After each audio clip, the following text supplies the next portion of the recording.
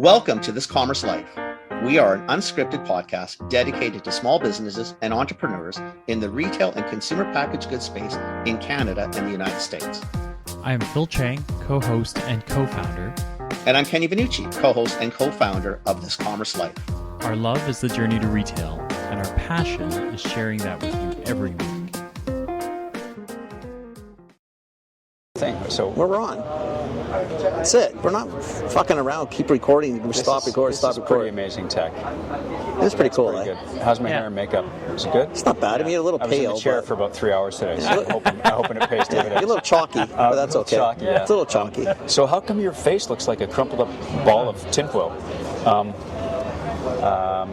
You want to answer that, or you want to leave that? No, it just is. I mean, that's, it doesn't matter with the camera. The camera okay, doesn't just checking. Well, I wonder if you want to blame lighting or something. Maybe you got a chance here, right? Nobody's going to know. Some sun. Try to blame a lot of things, but it doesn't really work. The fact is, light, dark, it's the same face, right? Which is why we podcast and we don't do video. Yeah. I hear you. Right? Because we definitely have the faces for podcasting. Faces for radio? I hear you. Definitely. We do. Definitely. Good faces for radio. Well, this tech is very good, so you let us know when you're ready to go. Yeah, no, we're recording. We're good anytime. Yeah.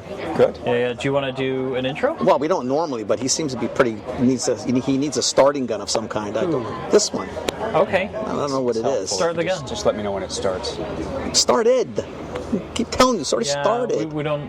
This is going in, man. You can't just. He's having trouble without official lines. The structure thing, you got to let go. So the podcast is on. We're color outside the lines today. I guess we're coloring outside the lines. You know why? Because we have Andrew Elliott with us, who I've known for a few years now. I don't know how long. When were you with Coke? I was with Coca-Cola until 2009. When did you start with Coke? Like, when would you start calling it, like, in head office? Maybe. When I started to call on your head office? Yeah. I think that's probably 2006, maybe. So I've probably known you almost from the beginning of this. So probably 2006. Yeah. So we've known each other for, that's a long time. 20 years. Almost 20 years. Okay. It's amazing, isn't it? Wow. Yeah, okay. That is, I didn't think, anyway. Jesus, one of us is getting older. Look exactly the same. Like, I don't feel the same. You look exactly the same.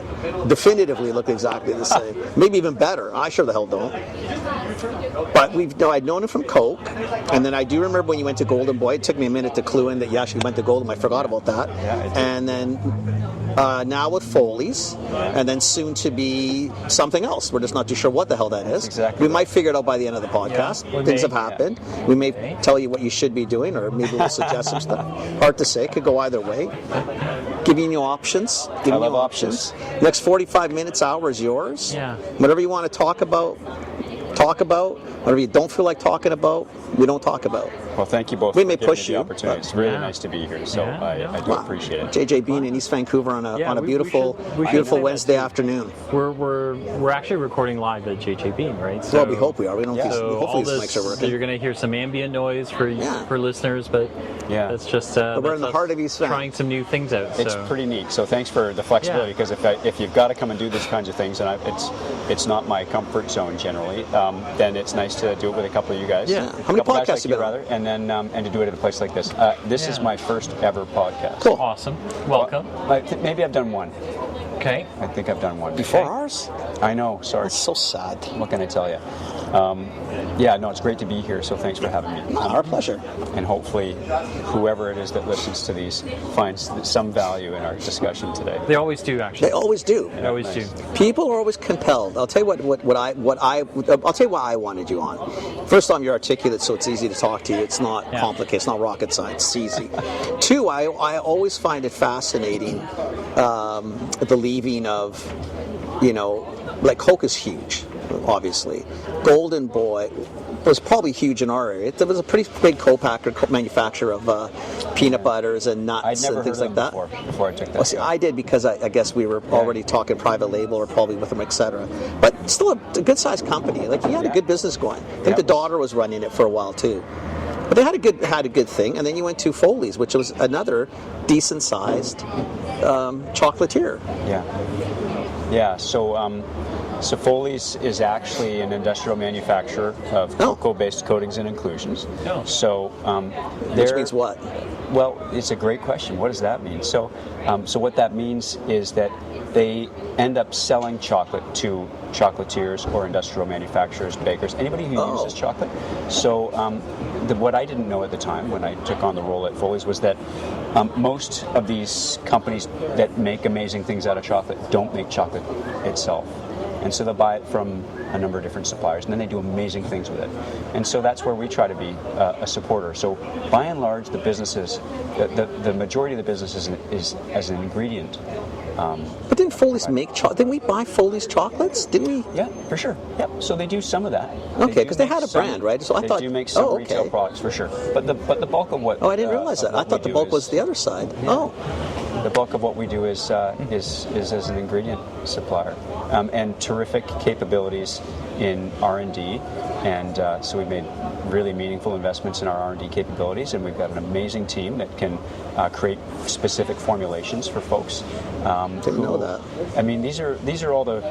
I've been really fortunate in my career to get involved with businesses that allow me to learn a ton, and so that's been really nice. And this is one of those where, I know enough about chocolate to be dangerous. The people in the business are super talented, very skilled, and one of the other things about chocolate and compound, which is not chocolate because it's the fat in a compound is a vegetable fat, not a cocoa butter, and the fact that it's a vegetable fat allows them to use different types of vegetable fats, might be different melting temperatures and all this kind of stuff.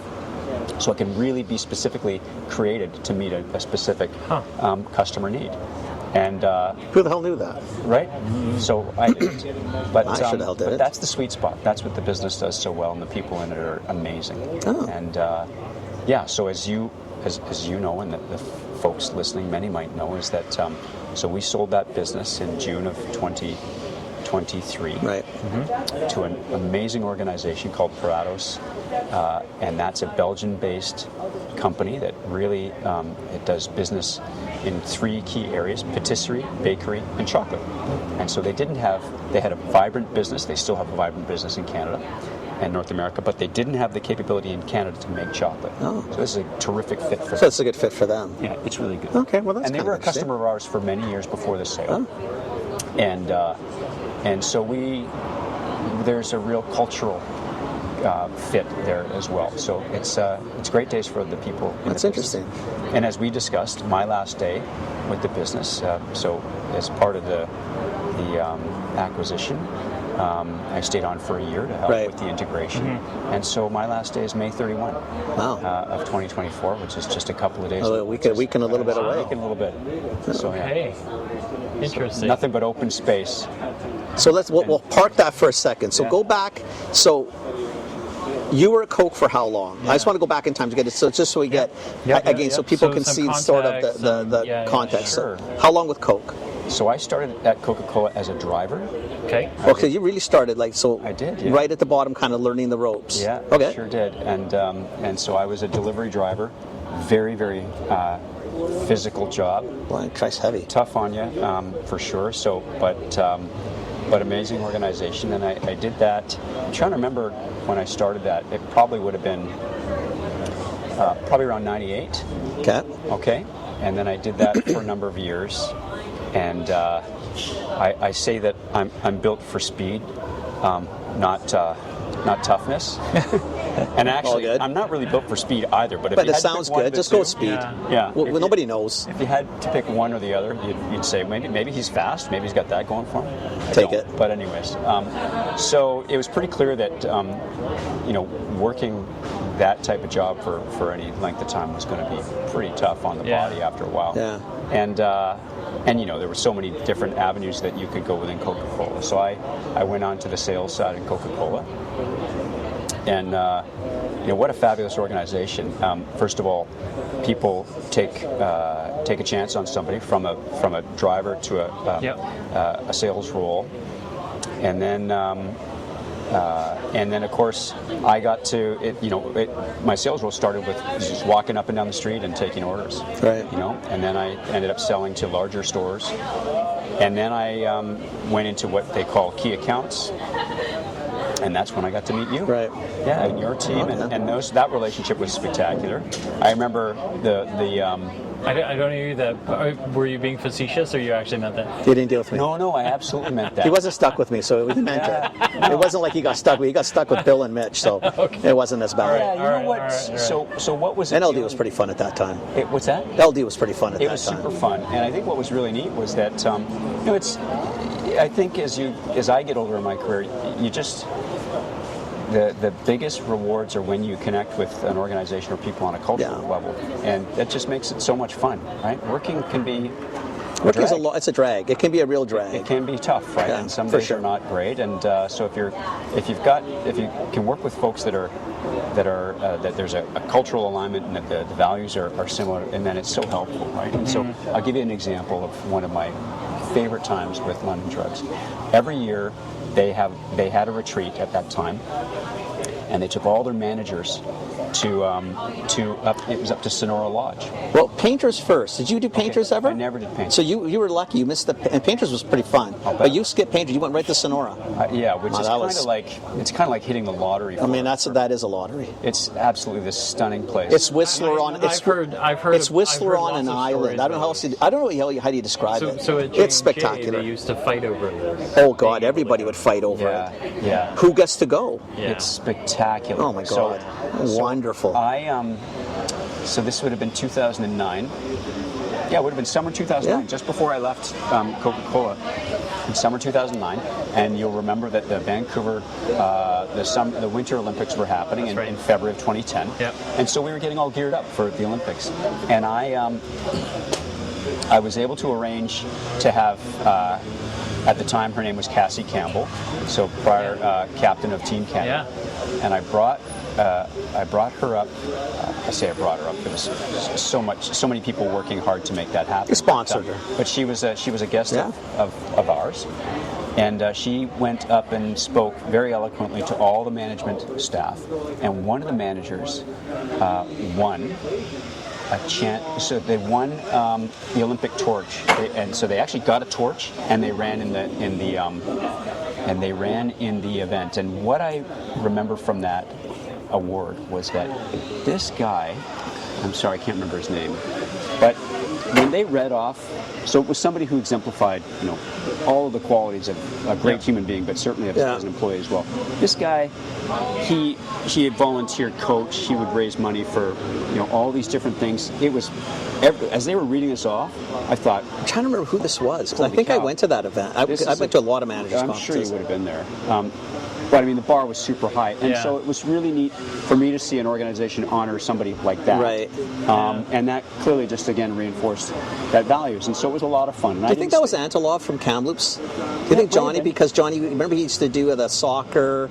He was always involved in that in the community. I think it was John. I wouldn't remember the name now, unfortunately. I don't have that memory, right? But buddy. But that was something that really left a really positive impact, and so I loved that.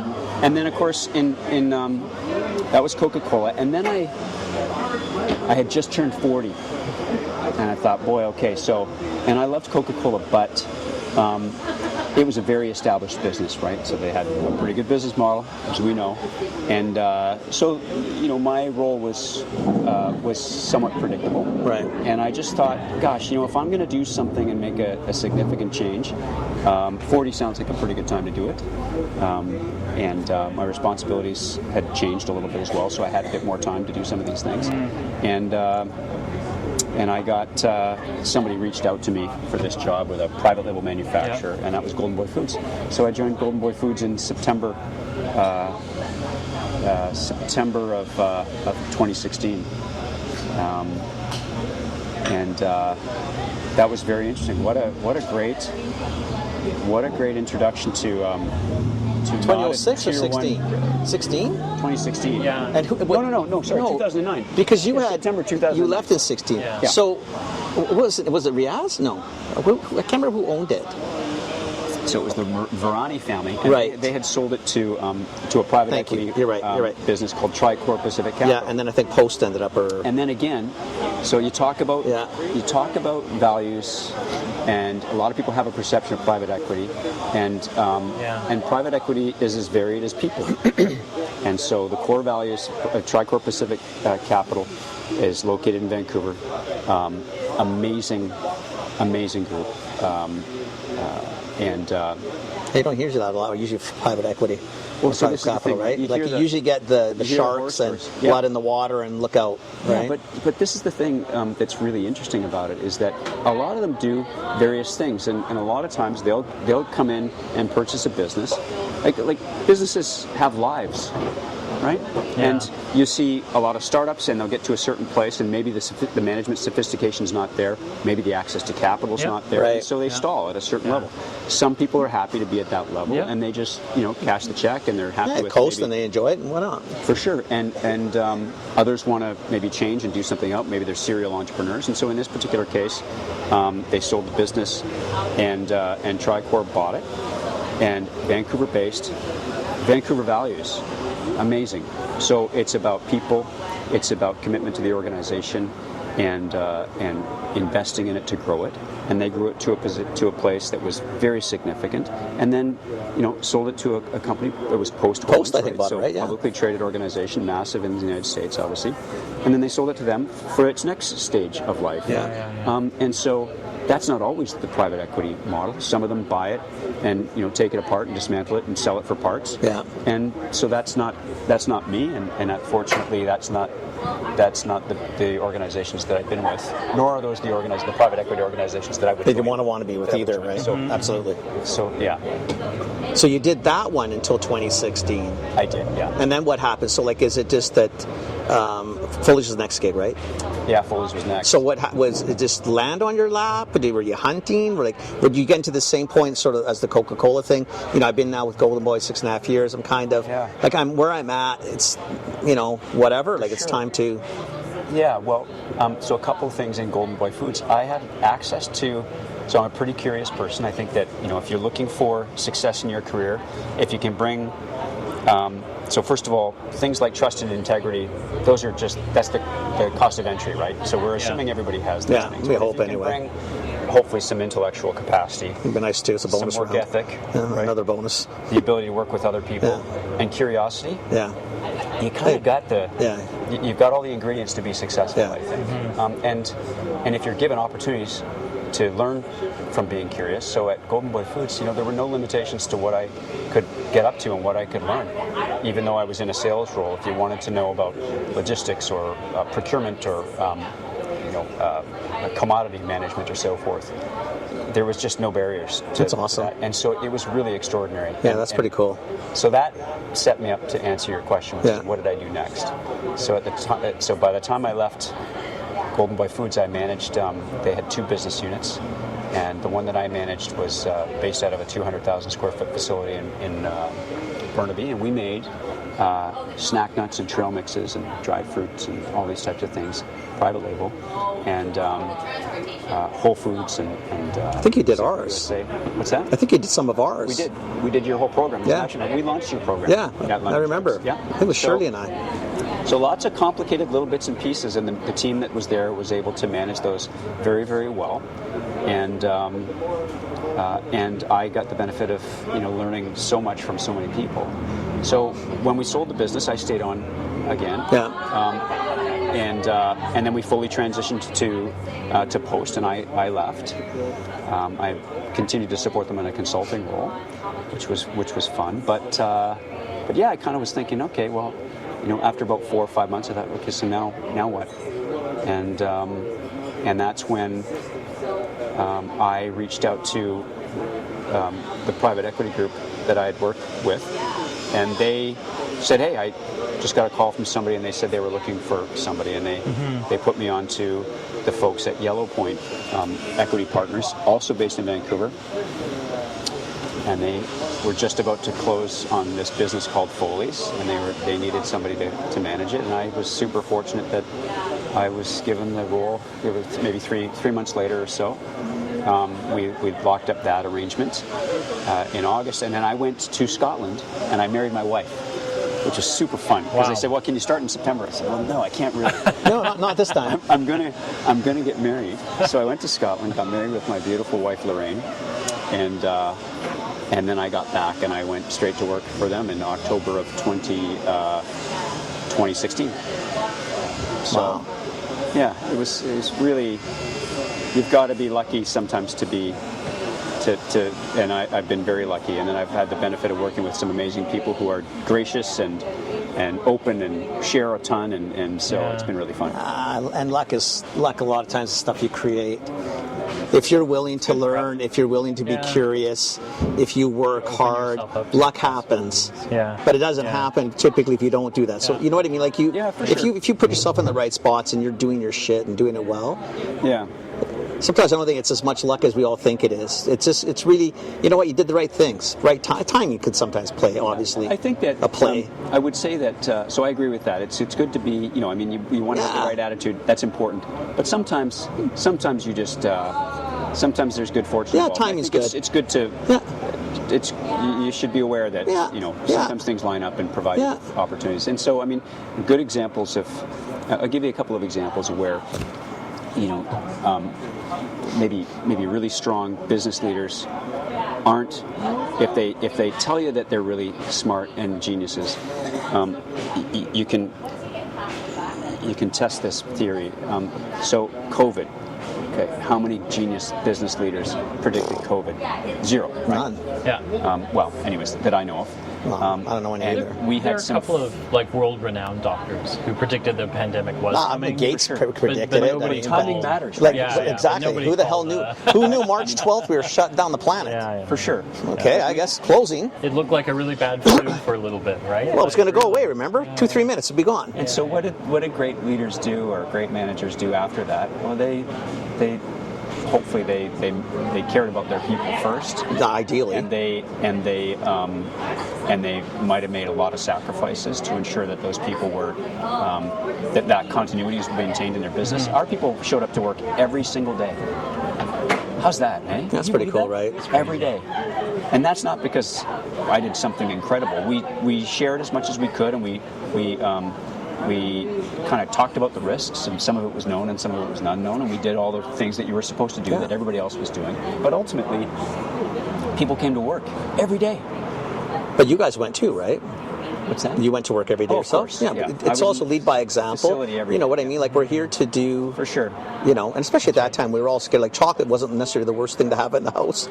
Yeah, no. You know, seriously, when you're kind of, you know, I remember it was a lot of Chocolate might have wine. been It was one a of the lot of best wine things to have and a in lot the of sweets and snacks. That was in everybody's house, because who knew? We were all kind of scared, right? We didn't know what that was going to go on. Yeah. So anything that would calm you down, or, you know, and chocolate would definitely be one of those, you know. Yeah, and it was not all roses, because a lot of our customers have retail facing That's a nightmare. sites and so forth, and so they were completely shut. But Yeah. but yeah, by and large, you know, if you're making chocolate, generally speaking, when you tell people what you do for a living, they're pretty keen. Yeah. So that's fun.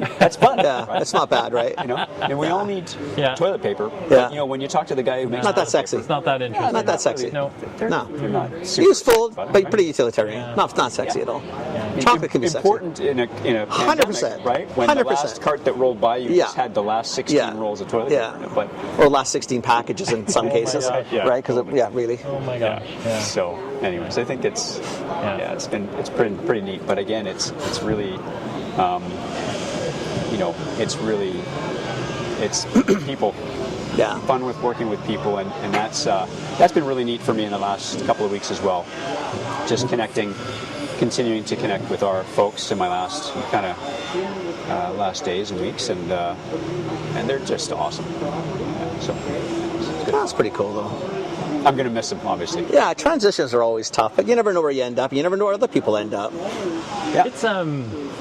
It's kind of cool though, right? Like most people get to exit a business maybe once, like not leave and do something different, right? Because that's different. But you know, for a business to get sold and then to actually exit a business and then do it again, like you've had 2 of those, which is, you know, like that's as final of a chapter as you can get, right? Like, because most people, you know, you leave London, it's still there, it still moves on, and you it's a bittersweet thing, right? Because you're like, I'm done with that place, but then you kind of look and go, what the fuck's he doing with my categories? They're my categories. Well, why are you fucking messing around with my shit, right? Like, not that you would say that. I tried to leave it alone. I think London Drugs people watch this. I tried to leave it. Well, listen, everything's personal. When you're, it'd be no different. Like you got Golden Boy to a point. Like and this is where private equity always gets probably the rap, right?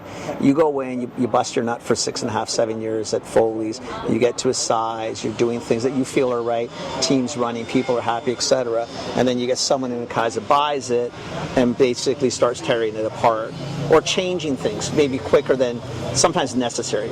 And that's a judgment call. That's got based on what fact. It's just a feeling. But you know what I mean? It's tough to watch what you've worked and sweat on, and it changes. Well, I think that so again, this is about values alignment, right? And so, if you look at the history of the organizations I've worked with in private equity, that's not the path of the businesses they sell. And so I kind of identify it this way. You know, there's people that operate under the scarcity principle, or there's people that operate under the abundance principle. Right? The scarcity principle, there's not enough to go around. I got to get everything I can get. Yeah. The abundance principle says there's more than enough to go around. Right? And so, and they just like to grow things and see it succeed, whether they're in control or whether somebody else is in control. And those are the folks that I have the good fortune of working with. And so, this business and its new ownership in Parados, it's going to be awesome.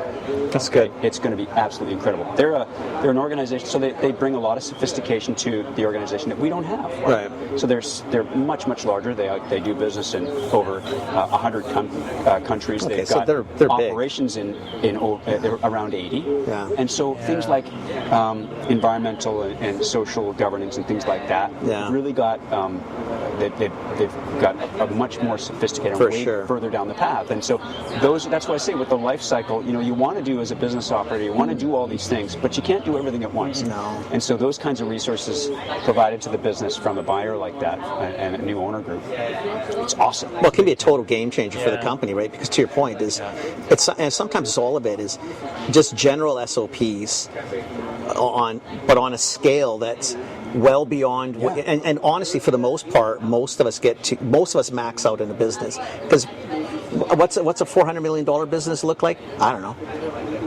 Can tell you what 5 to 10s and 15s and 20s look like, but at a 400, it's a whole different skill set and a whole different back end that I may not know or understand, right? And it's cool if someone can bring that in. And if you got a chance for a year to watch it and kind of think, shit, man, this is pretty cool, right? If you take that in context, the bad rap that venture or private equity firms get, sometimes you look at it and think it's not actually their fault. It's actually the brand before the ownership. Well, typically the changes because they're in there because something has typically something's gone sideways or there's no ability to grow past this because there is no infrastructure that will allow it, and that's what they bring. But that's not a fault. But the intensity that generates that negative emotion is usually with a consumer that's bonded with the brand, right? So that's the owners before. Yeah. And then when you talk to those owners, a lot of the time they play the intensity of the brand, but they're not forthright about, listen, if the right offer comes. Yeah. I'm out, right? Which is, it's part of the game you have to play, but it's also like private equity almost takes the hit for the emotion that comes after that, right? Because it can. I think maybe some of it's deserved and some of it's not I think deserved so. as we know in life, right? But I mean, there are lots of reasons why they might get involved with something. I mean, sometimes it's a catastrophic change in somebody's circumstance, right? Maybe it's a health issue or so forth. Well, family business could be death of a person and nobody else wants it. Well, and that happens more times than not. They're alive and nobody wants it. That happens at times. And that's really, that's one of the things that's super important, I think, for any business to understand is, what's the value of your business to other people? Not because you want to sell it, but just because if you're thinking in those terms, you are more likely to focus on a disciplined approach to managing your business that's going to resonate with lots of people. And as we started this conversation, we said choice is good, right? Yeah. Make choices that allow you to make more choices. Yeah. And so whether you want to sell it or not, operating your business with a a clear understanding of how value is created in the eyes of others really provides you with outcomes if somebody gets, if they don't want to transition the business to a family member, or if the person just wants to retire, and you've got those things set up, it can be heartbreaking for me to see some really great businesses out there that still are 100% dependent on the original owner, and they might be doing all of the procurement and sales and all these activities, and you think, gosh, if something happens to that person, this business is worth a fraction of the business, the value of the business is the person. Totally. And that is a fundamental problem with a lot of family-run businesses. We've seen a bunch of those. Seen a lot of those. Yeah. A lot of those. Time, right? And it's not that. There's way more of those than not. Especially small business. It's the one individual. Without that person, this company is not the same company. Like between $1 million and $4 million, that's what it is, right? Like you hear those founder stories all the time. Like they'll go, "Oh, I call on," you'll hear the founder, "I call on 250."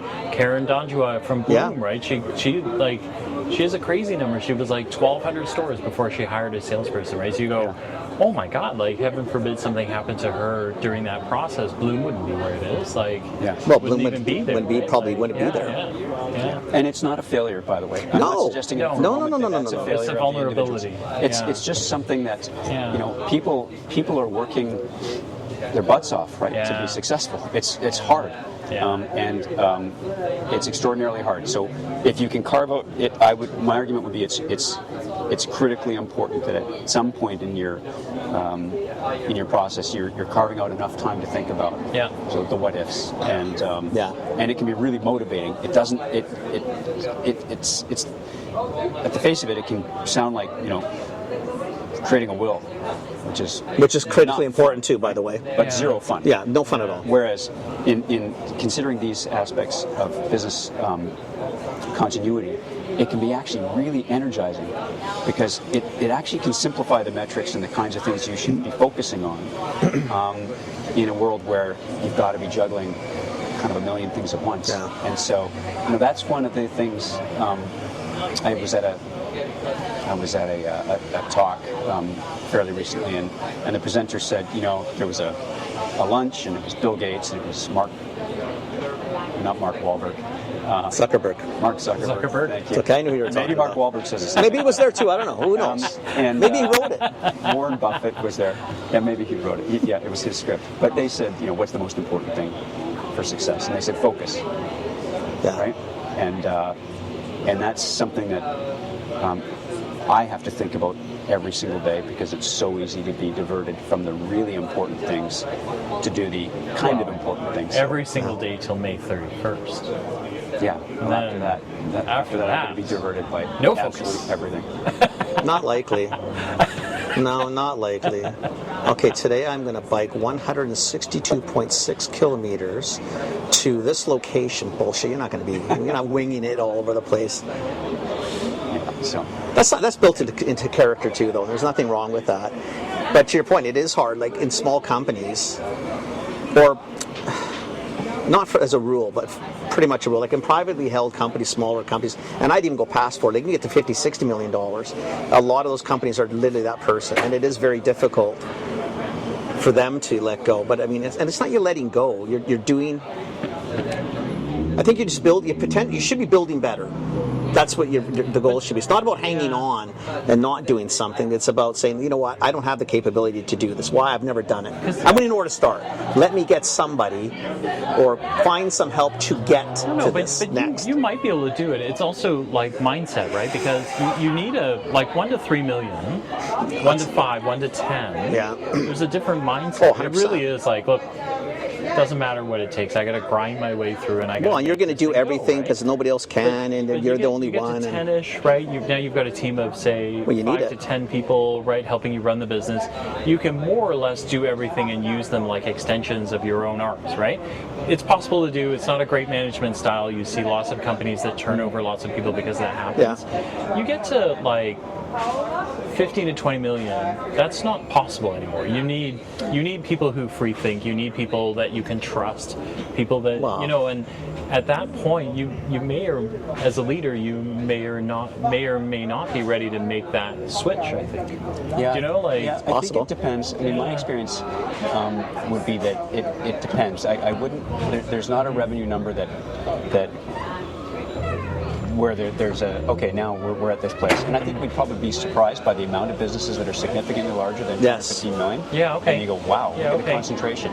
I mean, so if we look at how people get there, it's totally organic, right? So you imagine, and this is when I hear conversations about businesses, so much of the conversation is negative, and I think what inspires me is the people that I know that are successful. They have taken massive risks, like mortgage their house, Yeah. right?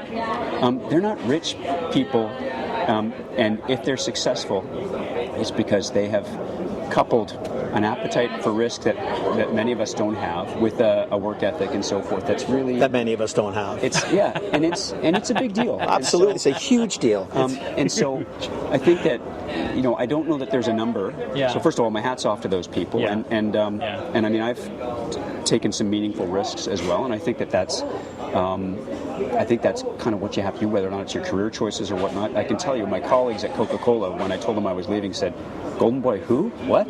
Now, why? Right? What are you doing? You could ride this out for pension. You could be here. You could kill this game. Right. You got your So- stocks, and you're thinking, yeah, if you follow the corporate ladder, right? Like your next roles are follow the lateral Yeah. moves, right? And that's a cool progression, by the way. Like It a career is. at Coca-Cola It is is. a fabulous Yeah, yeah, career, yeah. right? But Yeah. so just different choices and Yeah, whatnot. yeah. But I think that when you look at businesses, I think fundamentally are exciting and can be rewarding for employees and for entrepreneurs and owners and so forth. And I think there's not a dollar amount at which you need to change something. So our business at Golden Boy Foods was well over $100 million. Yeah. Okay? Closer to 200. And we had 3 salespeople. yeah, Amazing. And that's because, a couple of things. We have a kind of a bias for action, an appetite for growth. We love lean. You want to be very close to the action, and that comes with trade-offs, yeah. right? And so your ability to manage administrative burden is lower, right? And so at some point, so when you become a publicly traded company, for example, and you have to adhere to, I was going to ask you that. The private public is a big Yeah. thing where the negativity of the businesses come into play. Yeah. Right. Go ahead. Keep going. No, it's a great place. I mean, Yeah. a ton of my time managing that business ended up transitioning to like Sarbanes-Oxley, Yeah. like legislation Yeah. in the United States Yeah. to manage transparency and Yeah. bad behavior from publicly traded operators previously. Right? So, that's a different gig, and that doesn't get me up in the morning. No. Right? I mean, talking about drive, man. That's just. Well, and plus you're just beating to a whole different drum. Yeah. I think that's the beauty of sometimes of private companies, and this is where I think a lot of people.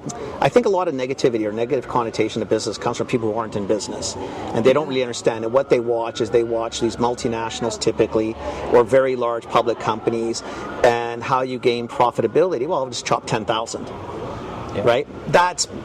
I hate to tell you, if you do that as a business decision and that's how you make your money, and you wonder why people don't like you, you really need to stop and think. It's pretty clear, right? You've traded shares for 10,000 lives, and that's sort of what I hate to. That's and we're I think all pretty capitalistic here, Sure. right? I have no issues with businesses running and making as much profit as humanly possible, but it is different once you get into a public play, I think, versus a private play, Yeah. right? And in a private play, it's usually driven that I'd love to pay my employees more. Maybe not the same as CEOs and public companies. Get over it. Yeah. But pay you more, have a good living, put some benefits.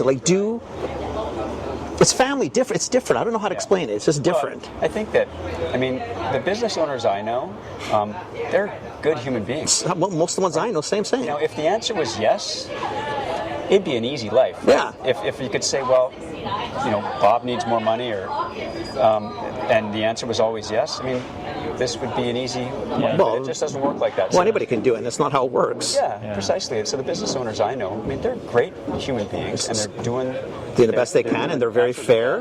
And they're by and large, they're sharing what's available with people because they value people and they understand that they can't be successful without them, and they're terrific operators. So I think that's more the norm, certainly for what I think see. so. And, I think so. And they're not making. They're not making as much as the average Canadian by noon on January 1st. Right. So they're not $50 million a year people. Well, I don't think people understand that. Is especially in most small businesses, anything under that 3, you're not talking millionaires. No. Like you're busting an ass to make what a normal person would make in a normal job, 8 till 5, 9 till 5, total security, all that wonderful stuff, and all the risk is theirs. Houses are on the line, 15-hour days. Oh yeah. Like it's all that shit. There's a ton of trade-offs. Yeah. But God bless people for doing that because that's what fuels the drive, right? You can't all be handed from above. Like do something. And on the other side of that, if you think about how our business has been successful, we've got people in our business that have been there for 30 years. What does that tell you? Well, so they're Seriously? amazing people that are super committed, But it also means it's a good place to work. Who stays? Yeah. I mean, it's imperfect, but it's always nothing's the best perfect that we can create. Exactly. And we continually, communicate and make commitments to improving things. And so, I also have to call out, for people who are concerned about, immigration and that type of thing. So ours is a manufacturing business, and it's really been built with the hard work of new Canadians, and they're extraordinary, right? So many of them are way smarter than me and other people in the business, and they come and make a commitment, and without their commitment, the business is just not doesn't have a trust shot. me, we totally get it. And it's so that's one of our we have town hall meetings every month, and I love the question, who here is from Vancouver? And we have 135 people, and one person will put up their hand. Yeah. It's awesome, right? It's amazing. And then you can start to. We also have a newsletter every month that we've got an amazing people and culture manager, and she puts out this extraordinary newsletter, and we get introduced to a couple of people in the business every single year. Tell us where they're from, and lots of great personal insights if they want to, right? We don't force anybody to do these things, but if they want to, they tell us a little bit about themselves. And this obviously, this is the connection, right? Over and above what we do every day. It's a connection to the human component that that resonates with all of us. And we all crave and need. I hate to tell you, it's a human thing. We need it. It's awesome. Right? It's the way it should be. Are absolutely killer. So, anyways, that's good fun. That's the kind of stuff for me that gets me up in the morning. And when they say, "I'm going to miss you when you leave," They actually mean it. That's a big deal. There's nothing. It's nice. Oh, it's pretty cool, right? It's pretty cool. So, it's neat. I think it is too. So what happens next? Yeah, now what? What happens May 31st? Yeah, June 1st. So what happens? So I'm going to take a few weeks. We've got 2 of our 3 kids are going to join us in Ireland. Okay. So the recipe to get your kids to join you on a trip is pay for it. Free trip. Yeah. Free trip. How old are the kids? Yeah, I knew you were going to ask that. Okay, so we got one that's 33. Okay. One whose birthday is today, and he turns 23. Okay.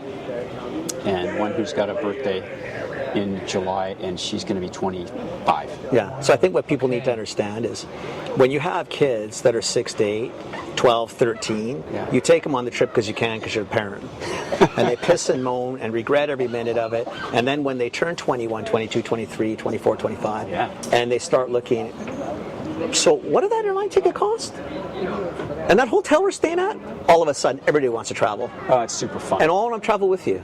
Ka-ching, ka-ching, ka-ching. Yeah, no, but it's the best. We make jokes about it. It's the best. They're awesome to travel with. Right? So which one did you leave behind? The 33-year-old? Or the... Yeah, they weren't able to make it. So prior commitments. That's awesome, man. Yeah. That's made a lovely trip. It's going to be cool. So that'll be Ireland. My wife's been there a number of times. Her family's from Ireland. Let's say so family's there, I would assume. Yeah. Well, we won't meet any of her family. That's okay too. But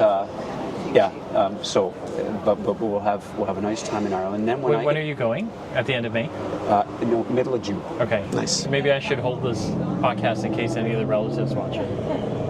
You'll be home by then. I think you're probably good. Do it for the end of June. Oh, he's already home. Son of a... Yeah, exactly. No, I think we're good there. But and then I come back, and then the middle of August, I'm going to go on kind of it's a bucket list cycling trip, and it's called the Great Divide Mountain Bike Route, and it goes from Jasper to the border of U.S. and Mexico. Oh, so you do sort of the Rockies, like you do the Continental Divide. Yeah, exactly. How freaking cool is that? So I won't start in Jasper. I'll start in Calgary, and then I'll ride to Banff. Cheaping out a little bit, eh? Well, no, the rental car has to go back to the airport in Calgary, so I'll start my ride from there.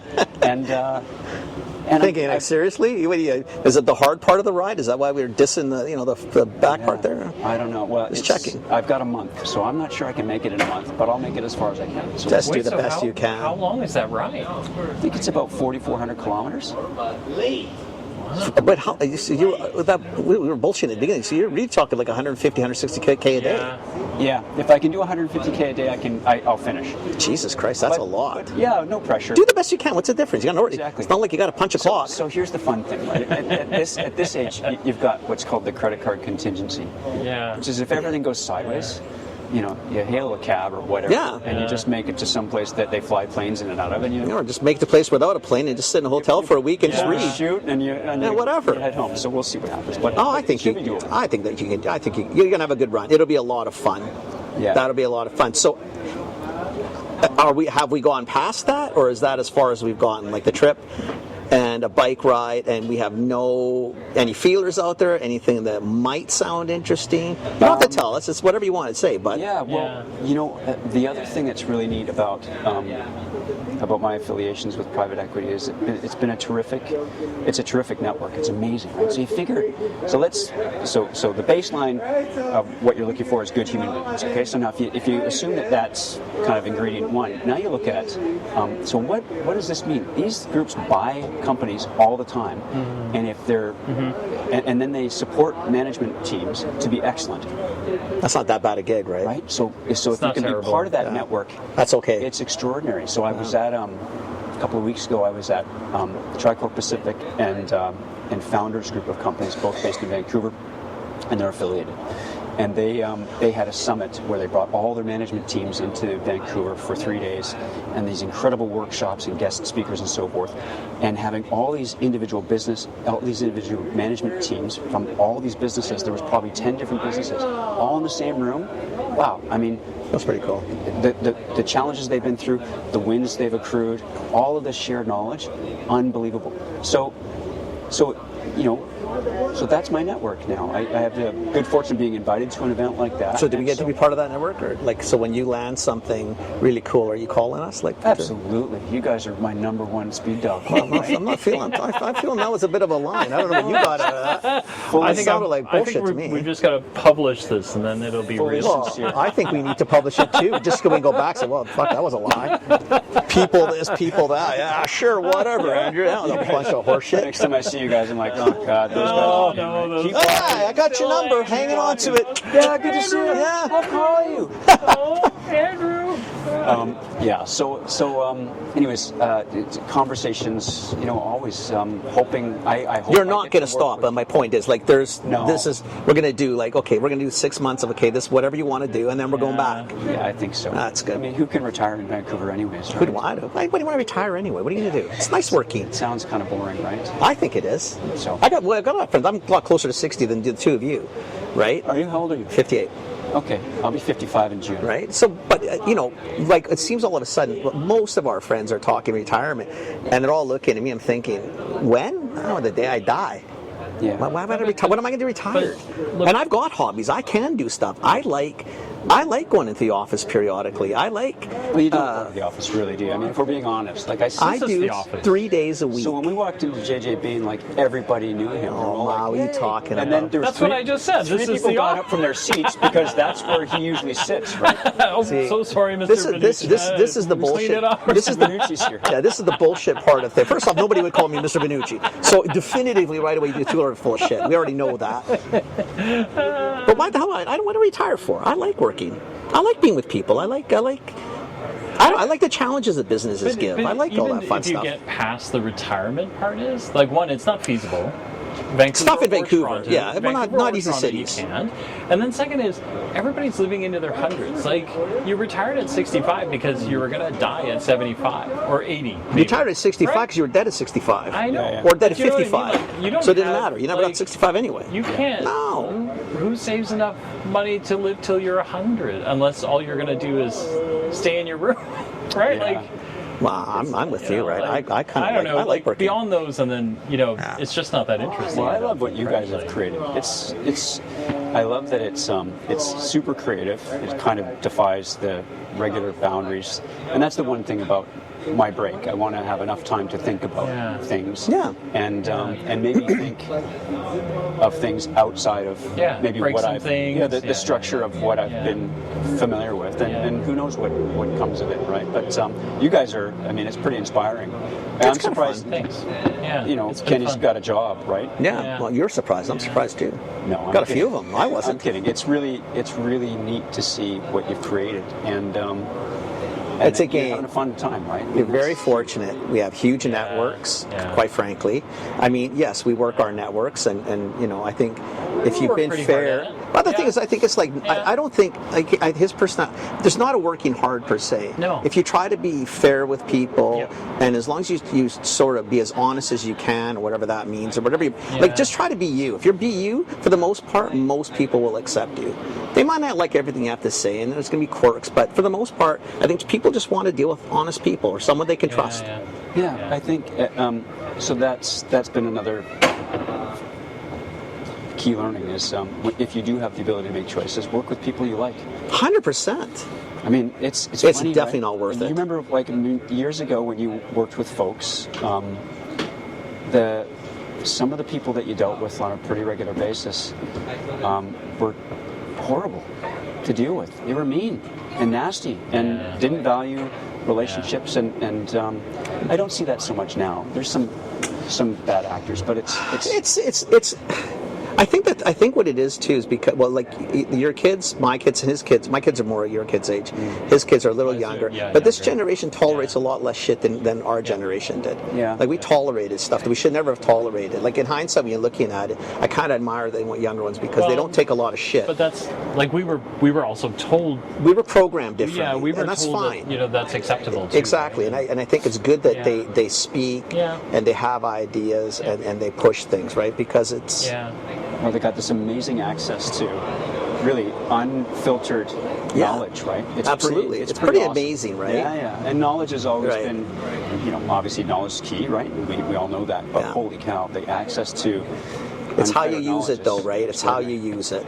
Yeah. And I still think the advantage that we probably had, that I do find is a disadvantage for them, is I think the ability to network human-wise, not digitally, not with your thumbs, not even virtually. Like, sit down, have a coffee. Like, we haven't talked about anything personal, but we're not doing business together. Just to shoot the shit for a minute.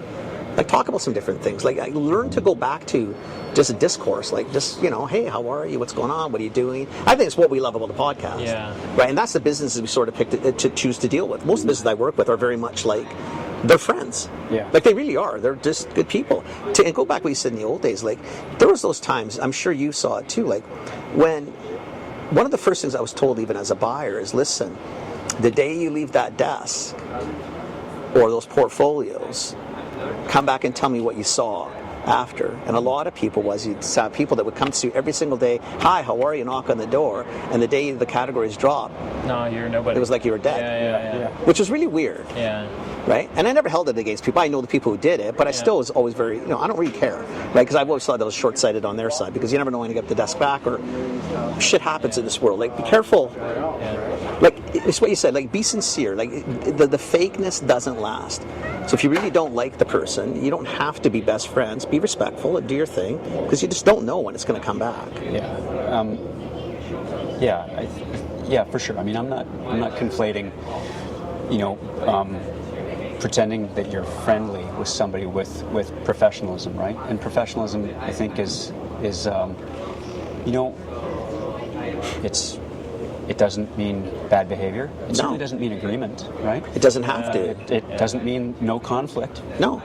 But you can do all those things in a respectful way. I think so. Which to me is why I say friendly. Friendly just means to me is that no matter what, you can still say hello to somebody. Yeah, You can that's still right. smile. That's You right. don't have to go for dinner. You don't have to go to a hockey game together. But you can still be just polite. You know what? Almost without exception, our best and strongest relationships have happened have been solidified through some really serious challenges. Yeah. And hurdled through great communication. Not always the outcomes that you want, No. but you were in it together. You communicated well, or our team communicated well. do the best and you can. People recognize that stuff happens and that you can't control for everything. And sometimes, having the courage to tell folks that's the best you can do. I think that's all you can do. And we've got some amazing relationships that were forged. The strongest steel is forged in the hottest fires, and we've got some amazing relationships that have shaped quite just that way. And you also get a good opportunity to gauge your counterpart. If they behave badly under difficult circumstances, then it's a healthy lesson as well, right? Because anybody who pretends that they've never put a foot wrong or had to hurdle a challenge is either lucky or lying. I probably opt for the second. You can only be lucky for so long. Yeah. At that point, you're probably full of shit. For sure. To be honest with you, life's not that smooth. That's for sure. It just isn't. So what are you guys going to do next? This thing goes on forever. And what else do you have adding? Are you adding things? Or? Yeah, we've been adding content and video. Yeah. We've been starting to teach with all the different. So we're doing some stuff with the organization, like BC Food and Bev and organizations, yeah. Canadian Health. Like we like to. I don't know. I think what's fun, Andrew, is, and maybe this is something for you to think about too. Is there's nothing like the startup. Or a pre-startup, or just past the startup, or they're just growing, because it's I don't know. It's fun. It's a shit show, but it's fun to help people take it just away from idea and product and actually help them make it into an actual business. Yeah. Because that's two different worlds, Well, as you know. It's amazing to me. So I've never created a product from scratch, right? I've had the good fortune of joining businesses and growing businesses and whatnot. But boy, oh boy, the people that It's fun. just have that creativity and just take something from scratch, it's extraordinary, right? It's pretty neat. And you know what's cool? So you talked about BC Food and Beverage.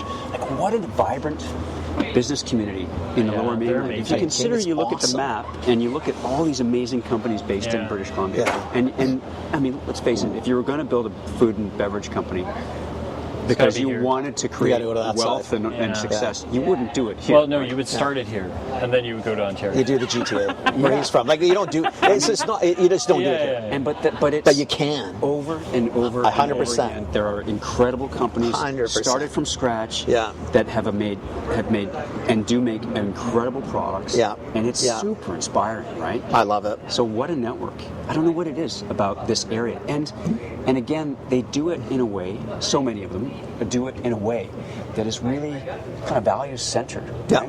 So it's an amazing. So I don't know if it's a West Coast thing. I'm not too sure what the hell it is either. But I really. I think it's a West Coast thing, and I think that like where I live, we're in the hub of some of the biggest companies. In Canada, right? Like CPG You're some of the or biggest companies in the otherwise, world. right? Like some of the you have had offices of all the big guys. Like, We just don't. We just had this aha moment because we had this meeting with someone who runs Ontario Made, right? And so it's like by BC, right? That's our program. I didn't even like. I'm an Ontarian. I'm in this game. I've been in it a was long born in time. Hamilton, by the way. Awesome. The hammer. And so Says a lot. I didn't even know it was around. Big trail. Right? And so we talked. That's what to it's a her, big trail. And then she was like, "Oh yeah, there's lots of Ontario," and I was like, "I don't think so." Like all we've done is interview.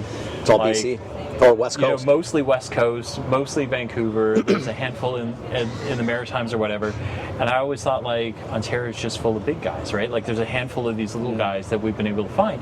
She sent us a list Because as long if as you our think arm, about it, right? it makes no Like- sense for us to be Yeah, thinking yeah, that yeah, way. yeah. But it's it's also sort of the mentality this country has. That Toronto is the center of the planet, center of Canada for sure. Like everything happens there. You forget that. I like No, Toronto. Yeah, but I love like Toronto. cool things I love Toronto. Yeah, I it's- really love that, Toronto. Like little cool things can Right, happen there but too, when you're right? out here, so like what you said before, great if you want cool, like for example, you want cool shit, the street. yeah. Hang on the fucking drive. The drive is just cool. Yeah. And there's a lot of family businesses, and a lot of people have been doing this for years, and there's a cool vibe. Yeah. And Maine's like that. So And, like, this is the vibe of the city. So I live in North Vancouver, which I absolutely love. I've got a dog. Our wife, when kids started leaving the house, my wife Lorraine was, oh, we should get a dog. I thought, gosh, that sounds like a terrible idea. So we got this dog, and just, he's amazing. So I'll go mountain biking with the dog, rip it up in the mountains. I don't do any of the crazy downhill stuff because those people are It's a little insane crazy. and talented. Yeah. Things break a little bit better when you're older too. Eh? Yeah, exactly. But I went to the drive. I went to Main Street like a week ago. Main's And got just a cool vibe. Blown away. Yeah, cool vibe. At how cool it was. Yeah, Fraser's gotten cool. Yeah. It was super cool. We went to a little bike show in preparation for this bike trip. I thought, I should learn a few things about maintaining my bike, given I'll be solo on this trip. And so a friend of mine arranged for us to go to Community Bikes on Main. Yep. And we were with one of the technicians there who took us through things you can do on your bike and true your wheels and adjust your brakes and all this kind of stuff. So it was super fun. But so first of all, Community Bikes, shout out, amazing. And then just that drive, it had been a while since I'd been there, and holy cow, what a cool spot. It is a cool spot. And this is a cool spot too. And I lived here 25 years ago. I just think, I think 'cause he knows the way I look at it. It's probably because I was born and raised in Trail, right? Trail, it's small, right? When I grew up, we were 12.5, and we were huge. Like, we thought we were like a freaking, we were like Vancouver, man, 12.5. I mean, it might be 7,000 or 8,000 people now, but I think you just learn things differently. I think Hamilton can be like that. Winnipeg, for its size, Winnipeg people are very small town people. For 600,000 people since the beginning of time, I don't think it ever grows or shrinks. There's certain Hamilton is steel town. Hamilton's very much like Trail. It's the same people. Hamilton started to change, right? They've got these wonderful. Everything has to change, and it's awesome. But as long as you don't forget where you came from, don't forget the roots, right? And it's all about being back to the people. That's why I love the West Coast. Like, these streets just kind of hang on to their identities as best they can. It's funny you say that. I've traveled a lot for work to lots of places nobody would normally travel to, right? What's the weirdest place you've been? Or most remote, Yeah, I went to. When I was at Golden Boy Foods, I went to Alabama, Troy, Alabama. And to get there, you have to go to Montgomery. Okay, I've been to Montgomery. Yeah. Never been to Troy. And I drove from, I can't remember where I had to fly into, but there's not surprisingly no flights that I was aware of into Troy, Alabama. Sorry, my parking. I drove. And that was an interesting experience. Really through areas that are really impoverished. I saw, we drove past this area maybe a month prior, there was a big, huge, like a massive tornado had gone through. Yeah. So I'd never seen anything like that. That was interesting. Yeah. But you know what? In all these places, there are people. Yeah. And so I don't care if it's Rochester, New York, or Raleigh, North Carolina, or Troy, Alabama. Yeah. There are people there. And if there are people there, they've got great stories, and they've got a neat place that they're passionate about, whether it's a restaurant or someplace I'm going to visit because I'm on travel. And I always find something interesting about these places. They might not have the views and the access to nature and things like that we've got, and so those are so obviously appealing, right? But they've all got something going on that's really super cool. So if you ever ask us why we do the podcast, that's why. That's it. Yeah. The stories are what make. I don't care what the. I don't.